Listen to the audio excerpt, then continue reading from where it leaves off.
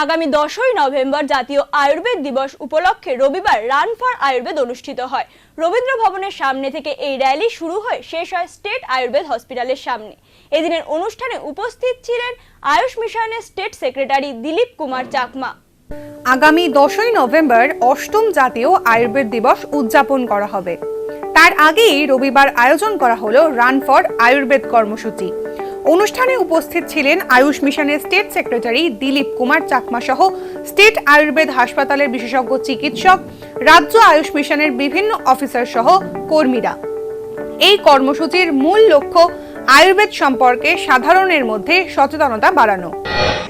অষ্টম জাতীয় আয়ুর্বেদ দিবস উদযাপন উপলক্ষে আমরা আজকে রান ফর আয়ুর্বেদ এই একটা হোলিস্টিক ভিউ নিয়ে আমরা আজকে আমাদের এই দপ্তর Tripura Ayush mission under the health and family welfare department Rabindra ভবন থেকে শুরু করে ওই প্রাঙ্গণ থেকে শুরু করে আমরা এখানকার যে রাজবাড়ির সামনে দিয়ে তুলসীবতী হয়ে ওখানকার কামান চমনি হয়ে আমরা আমাদের যে স্টেট আয়ুর্বেদিক হসপিটাল যে রয়েছে সেখান পর্যন্ত।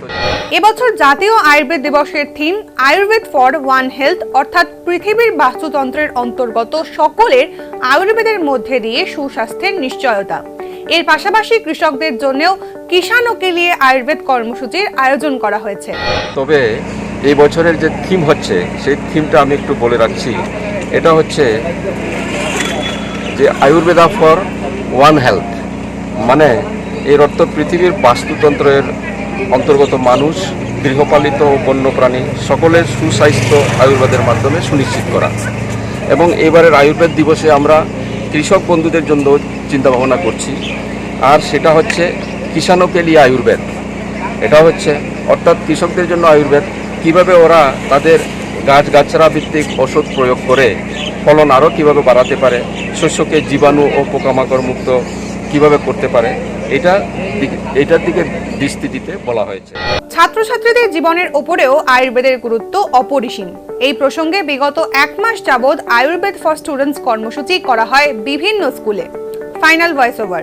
অন্য ভাবনা রয়েছে, এটা হচ্ছে আয়ুর্বেদা ফর স্টুডেন্টস, অর্থাৎ স্কুলের ছাত্রছাত্রীরা কিভাবে তাদের শরীর ও মন ঠিক রাখতে আয়ুর্বেদকে ব্যবহার করতে পারে, এটার উপরে আমরা বিভিন্ন বিদ্যালয়ে এই গত 1 মাস ব্যাপী বিভিন্ন জায়গায় বিভিন্ন জেলাতে আমাদের রাজ্যে এটা সংগঠিত হচ্ছে। এবং আমরা দেখেছি আমাদের যারা ডক্টররা রয়েছেন, বিশেষ করে ফিল্ড লেভেলে যারা রয়েছেন, তারা খুব এটাকে আন্তরিকভাবে নিয়েছেন। এবং কেন্দ্রীয় আয়ুষ মন্ত্রী শ্রী সর্বানন্দ সোনোয়ালের নির্দেশনায় 1 মাস ব্যাপী কর্মসূচির সূচনা হয়। তার ফলস্বরূপই আজকের এই run for Ayurveda. Bureau report, news.